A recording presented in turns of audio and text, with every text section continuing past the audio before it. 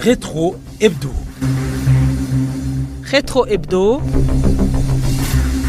Rétrospective hebdomadaire de l'actualité sur la radio Indundi Culture. Edith Nahayo. Salut et bienvenue à ce rendez-vous de l'actualité qui a marqué cette semaine.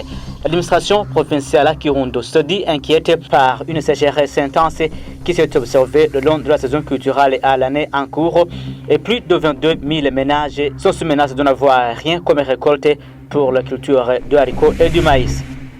La 6e transversale de la commune Buganda, province Chibitoke, fait actuellement face à un manque criant d'eau potable. La population fait recours à l'eau des rivières. Au cours de cette semaine également, le monde a célébré la journée dédiée à la radio des habitants de différentes provinces. Indique que certaines chaînes de radio inaccessibles les maintiennent dans le manque d'informations. C'est également cette annonce du ministère ayant le tourisme dans l'attribution d'inscrire au patrimoine mondial de l'UNESCO le sanctuaire des tambours de Gishora. Voilà pour l'essentiel de cette rétro. Rétro Hebdo. Bienvenue encore une fois. L'administration provinciale à Kirundo se dit inquiète par une sécheresse intense qui s'est observée le long de la saison culturelle à l'année en cours. Plus de 22 200 ménages risquent de n'avoir rien comme récolte pour le maïs ainsi que le haricot. Aussi, le système d'irrigation des champs de culture via les lacs du Nord n'a pas beaucoup aidé selon l'autorité provinciale et le chef de l'État qui s'y était rendu mardi de cette semaine a menacé de poursuivre les responsables défaillants. Evariste Ndayishimiye n'a pas manqué d'inviter la population à la conservation des récoltes. Le plan avec Maurice Ndouiman. Les communes Busoni, Bugabira et une partie de la commune Kirundo comme la zone Tchewe ont été les plus touchés par ces aléas. Les producteurs du maïs et du haricot attendent désespérément la récolte et certains dans la désolation totale malgré les efforts déployés depuis le labo. C'est un sentiment d'amertume alors pour l'administration provinciale. Le gouverneur de province Victor Segasago a dans son discours car le chef de l'État s'y était rendu le mardi de cette semaine avec une assistance en vivre pour certains ménages touchés par d'une situation inquiétante. La sécheresse intense sévissant dans cette région naturelle de Bugesera n'est pourtant pas fait nouveau. La population se débrouille jusqu'ici à travers des programmes d'irrigation de champs de culture via les lacs du Nord. Mais l'administration provinciale a dans la même circonstance fustigé le fait que la coordination ne s'est pas bien déroulée la saison culturelle à d'où même ce déficit hydrique et au gouverneur de province d'appeler à un soutien possible pour le redressement de la situation. Réagissant à propos, le président de la République a menacé de poursuivre les responsables de tous les manquements signalés. Evariste Ndayishimiye a toutefois rappelé la population la nécessité de conservation des récoltes, c'est le changement climatique et selon lui Brisque. Au moins 22 236 ménages ne s'attendent presque à rien comme récolte, notamment dans les champs de maïs et de haricots. Plus de 11 000 parmi ceux-là sont comptés en commune Bugabira. Le chef de l'État a toutefois noté une bonne production agricole à travers le pays avant de déclarer que les localités touchées seront toujours assistées en vivre. Mais plus d'une centaine de ménages de la commune Busoni avaient fui le pays vers le Rwanda ou vers la Tanzanie entre 2019 et 2020 par la suite du même phénomène d'absence de pluie à Kirundo. Restons toujours dans le domaine de l'agriculture où une nouvelle variété de fertilisants dite Otesha sera introduite pour la saison culturelle qui s'annonce. Cela ressort d'une réunion de mardi de cette semaine à Gitega entre le Premier ministre Bondé, Joven Dirakobucha, ainsi que les parties prenantes dans le secteur de l'agriculture. Le porte-parole du Premier ministre Moïse Nkurunziza a précisé que le Premier ministre a appelé les administratifs ainsi que les responsables agricoles au niveau des provinces a expliqué aux agriculteurs ce qui concerne cette nouvelle variété de fertilisants. Suivez Moïse Nkurunziza, traduit en français par Jotan Iratouz. À propos de la saison culturelle A qui touche à sa fin, le Premier ministre a accordé la parole au BPAE pour exprimer leur point de vue sur l'état des lieux de la récolte de cette saison culturelle A.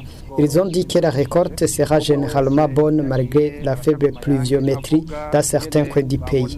À propos des préparatifs de la saison culturelle B, le Premier ministre a donné l'occasion aux responsables des fertilisants et des semences.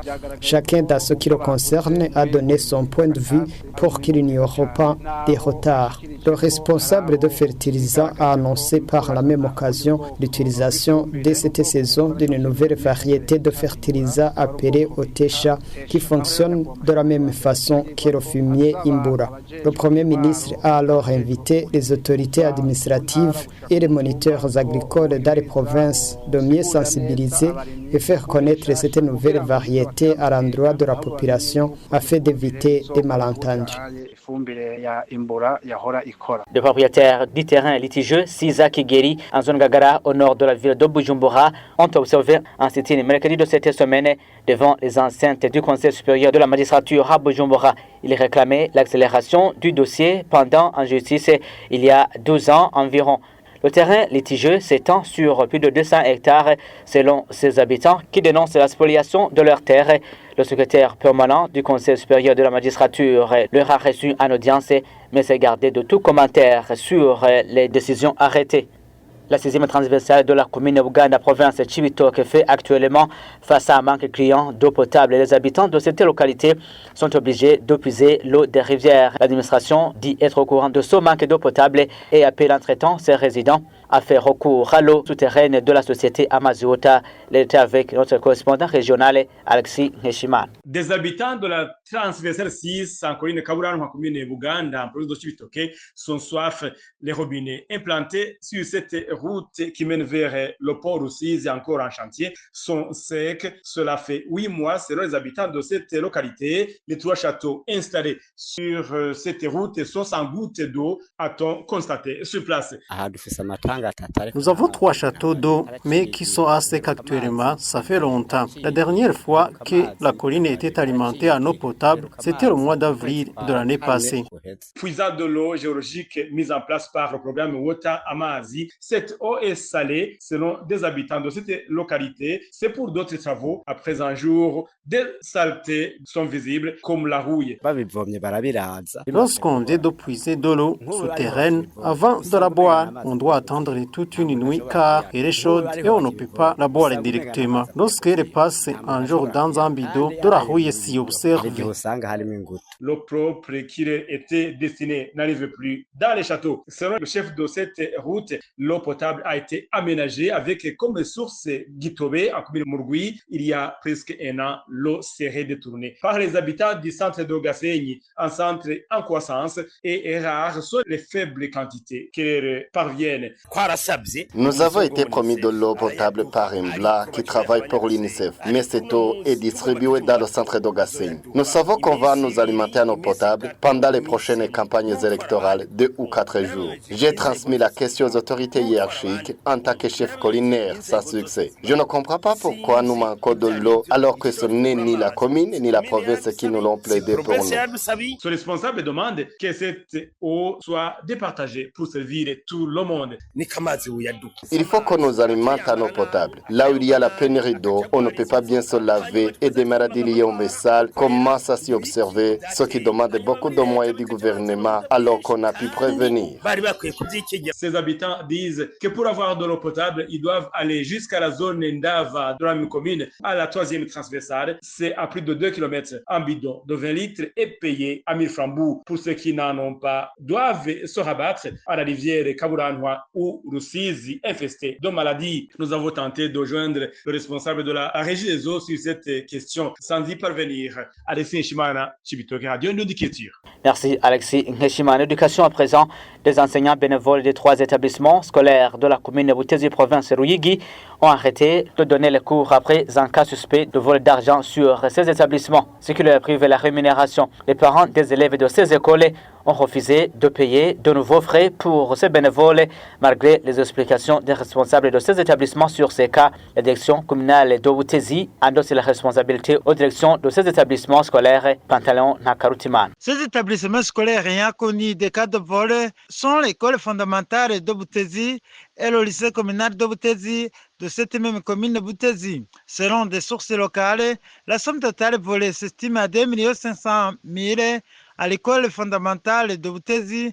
Cette somme s'élèverait à 1 400 000 francs. après avoir décadenassé les portes de la direction. Le responsable de l'école qui a tenu par après une réunion à l'endroit des parents pour leur expliquer qu'il fallait recontribuer. Les parents d'élèves ont validé cette proposition, mais l'on y est par après. Un de ses parents raconte que le directeur leur avait expliqué que les voleurs ont pris des billets de 10 000 francs et de 5 000 francs.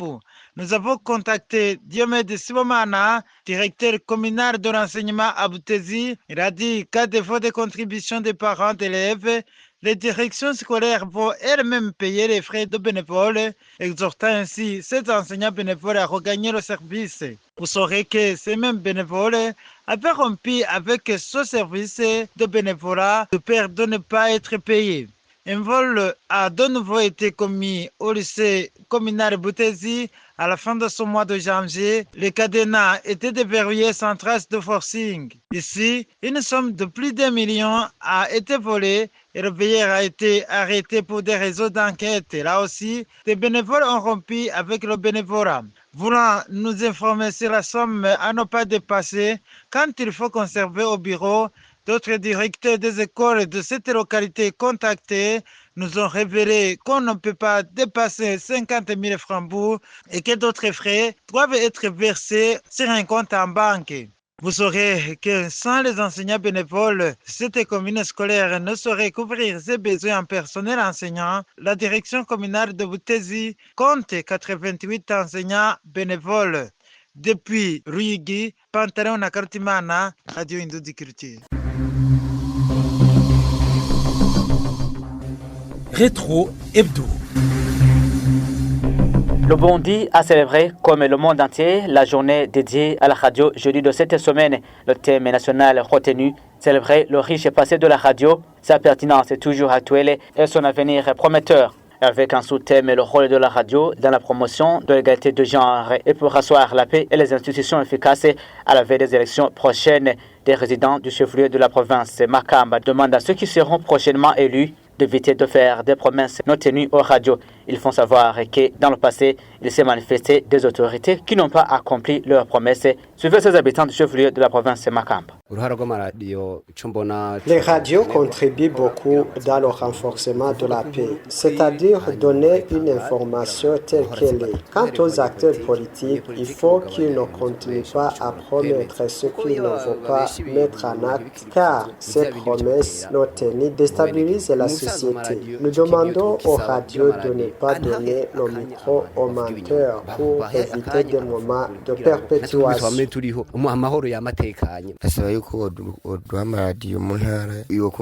Ce que je demande est que les radios émettent sur tout le territoire national pour que nous puissions suivre tout le processus électoral prochain. Nous suivons souvent les journaux, nous voulons entendre des vraies informations, donc sans rumeurs. Nous ne voulons pas que ces acteurs politiques s'expriment en utilisant des mensonges pour bien entamer les périodes électorales. Nous avons besoin que leurs promesses soient tenues, car ce qu'ils promettent souvent ne sont pas tenus. Nous voulons les projets de société qui mettent en avant l'intérêt du citoyen. Nous ne voulons pas des idées divisionnistes.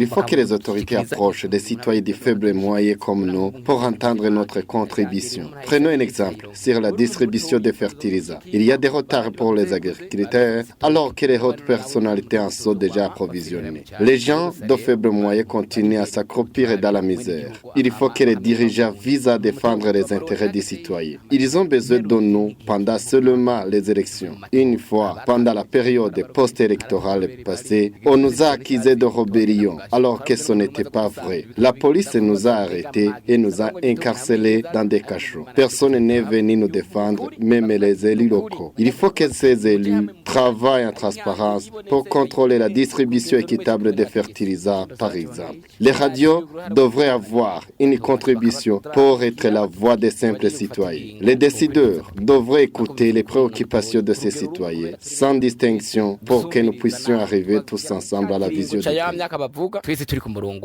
De leur côté, les habitants de la province Ruyigi indiquent que certaines chaînes de radio inaccessibles les maintiennent dans le manque d'informations, alors que la majorité des contenus médiatiques leur sont avantageux. Également, des élèves interrogés indiquent que ces contenus leur permettent de retracer leur personnalité. La rédaction a pour ce jour dédié à la radio tendu le micro au journaliste vétéran Sylvestre Nibanunganya qui a parlé d'un média incontournable dans la société burundaise, quelle que soit la multiplicité des médias. Cet ancien chef d'État propose alors des politiques nationales claires en matière de professionnalisation et d'indépendance des journalistes dans l'optique de créer et de renforcer l'indépendance des médias dont la radio. Au Burundi, la radio joue un rôle extrêmement important parce que je pense que c'est le médium le plus suivi ici au Burundi. Beaucoup plus que la presse écrite, qui est d'ailleurs pratiquement disparue. Au stade actuel, je ne vois pas beaucoup de publications écrites, mais beaucoup plus également que la télévision, qui n'est pas accessible à tout le monde au vu de ce que cela exige, non seulement au niveau de l'accès à l'instrument télévision lui-même, mais également à l'énergie, l'électricité qu'il faut utiliser. C'est donc un rôle important qui revient à la radio, que vous trouvez maintenant pratiquement présent sur les collines, dans les quartiers, partout. Maintenant, d'ailleurs, c'est davantage facilité avec les portables que les gens peuvent également utiliser pour écouter la radio. C'est pourquoi les messages qui sont donnés par la radio sont des messages qui se diffusent très rapidement. Vous devez servir d'outils à travers lesquels ceux qui vont entrer en campagne vont communiquer aux électeurs les programmes qui se proposent de réaliser. La première chose, c'est d'avoir dans ce pays des journalistes vraiment professionnels. Il faut les moyens pour disposer justement de ce qu'il faut pour réaliser sa mission de journaliste. Je pense que nous aurons demain des radios dignes qui répondent effectivement aux besoins de la société burundaise aujourd'hui. Et pour sa part, le ministère ayant les médias dans ses attributions a recommandé aux médias dont la radio de jouer un rôle actif dans la promotion de l'égalité des genres et surtout le monde des deux vulnérables. Le secrétaire permanent au ministère de tutelle Thierry Kitamoya interpelle aussi les radios à promouvoir des débats démocratiques au cours du processus électoral déjà en cours. Suivez Thierry Kitamoya. Il est impératif que les médias s'engagent activement dans la diffusion d'informations pertinentes et vérifiées, tout en soutenant les initiatives qui favorisent le progrès social et économique. Les radios et surtout les radios communautaires doivent contribuer et continuer à être un espace où les idées peuvent être partagées librement et où le dialogue peut prospérer. Il est crucial que les médias jouent un rôle actif dans la promotion de l'égalité des genres, car la radio a le potentiel d'être un puissant vecteur de changement social en sensibilisant le public aux questions de genre et en donnant une voix aux femmes et aux groupes marginalisés. Alors que le Burundi se prépare aux élections législatives dans quelques mois, je tiens ici à interpeller les médias en général et les radios en particulier afin qu'ils accompagnent efficacement le processus électoral. Les médias ont un rôle fondamental à jouer en informant le public, surtout aujourd'hui sur les questions électorales, en promouvant le débat démocratique et en veillant à ce que toutes les voix soient entendues. Vous êtes des gardiens de la démocratie et votre travail peut faire toute la différence dans la manière dont nos concitoyens perçoivent le processus électoral. Voilà, c'était Thierry Kitamoya, il est le secrétaire permanent au ministère ayant la communication dans ses attributions. Le ministère du Tourisme annonce l'inscription au patrimoine mondial de l'UNESCO du sanctuaire des tambourinaires de Gishora d'ici bientôt.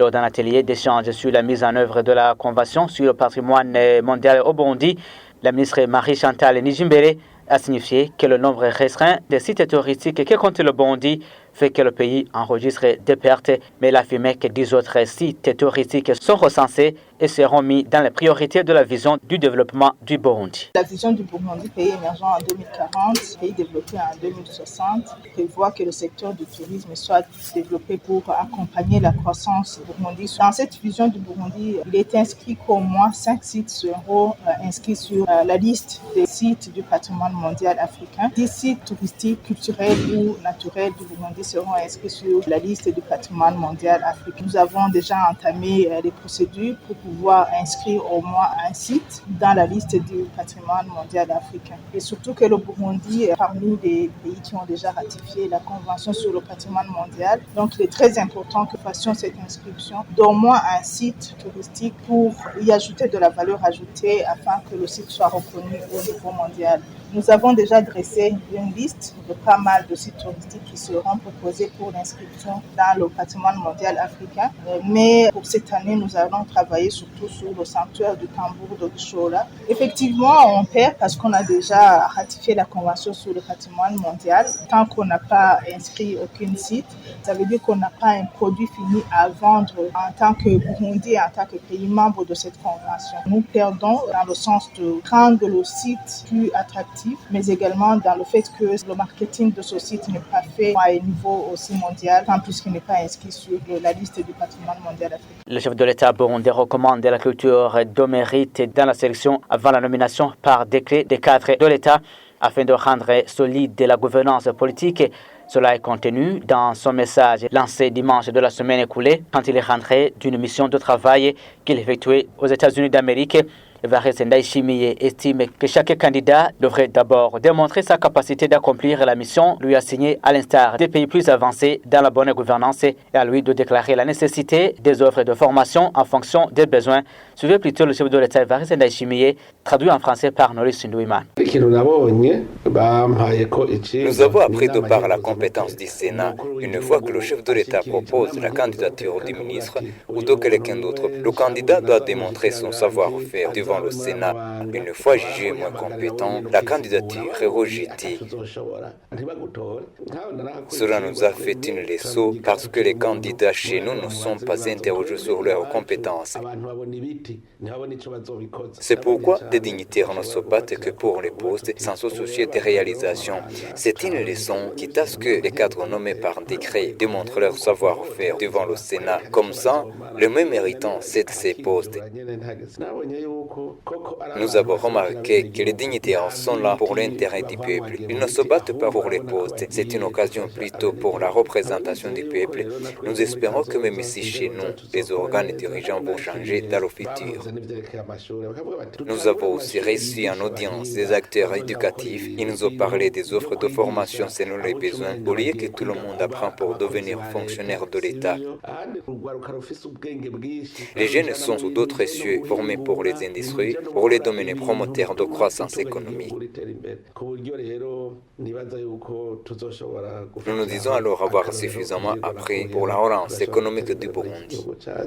Et sur ce, l'expert en leadership et professeur d'université Asher Nionizigiye trouve que cette réforme a beaucoup traîné. Selon lui, l'attribution des postes de prise de décision devrait suivre le principe de la méritocratie. Moi, je dirais qu'on est en retard. On est en retard, ça c'est quelque chose que l'on aurait dû faire il y a très très longtemps. Vous ne pouvez pas réussir autrement. Si vous sacrifiez la compétence, vous sacrifiez la réussite. Point trait. Il y a un pays qui est toujours considéré comme un miracle en matière de développement économique, c'est le Singapour, parce qu'ils se sont développés à partir de l'un des pays les plus pauvres de la planète. Ils ont atteint le rang d'un pays parmi les plus riches du monde en 30 ans. C'est un record mondial. Et je me souviens d'un auteur qui résumait en fait qu'est-ce que le Singapour a fait pour y arriver. Et l'une des choses qu'il soulignait beaucoup, c'était la méritocratie. Vous attribuez les responsabilités aux plus méritants. La personne qui peut mieux faire ça. La conséquence est simple, c'est la croissance économique. Si vous y mettez quelqu'un qui n'a jamais fait son travail, vous-même n'êtes pas sérieux. Vous ne voulez pas la productivité ou la production finalement. Mais pour y arriver, je suis très d'accord avec son excellence. Le point de vue vraiment, c'est tout à fait correct. Mais nous sommes un pays qui est embourbé dans des pratiques qui sont contraires à la méritocratie. Il y a le népotisme, il y a le favoritisme, il y a la solidarité des groupes. Donc, il y a parfois des postes qui peuvent ne pas avoir le meilleur occupant parce qu'il y a d'autres paramètres. Alors, il faut aussi toucher ces paramètres-là. Sinon, si on ne touche pas ces paramètres, surtout ces facteurs qui sont aujourd'hui juridiquement justifiés, qui sont dans nos textes, on ne peut pas échapper. On sera toujours limité. Donc, c'est une réforme qui est vaste, qui devra aussi tenir compte des mécanismes qui ont été mis là et qui limitent la possibilité de mettre en avant les meilleures personnes. Mais je suis tout à fait d'accord et j'encourage cette réforme. C'était Asher Nionizigiye, l'expert en leadership et professeur d'université. Et voilà, c'est ici que nous bouclons cette actualité qui a marqué cette semaine. Merci de l'avoir suivi. Egid Nahayo. Rétro Hebdo. Rétro Hebdo. Rétrospective hebdomadaire de l'actualité. sur la radio Indoundi Culture.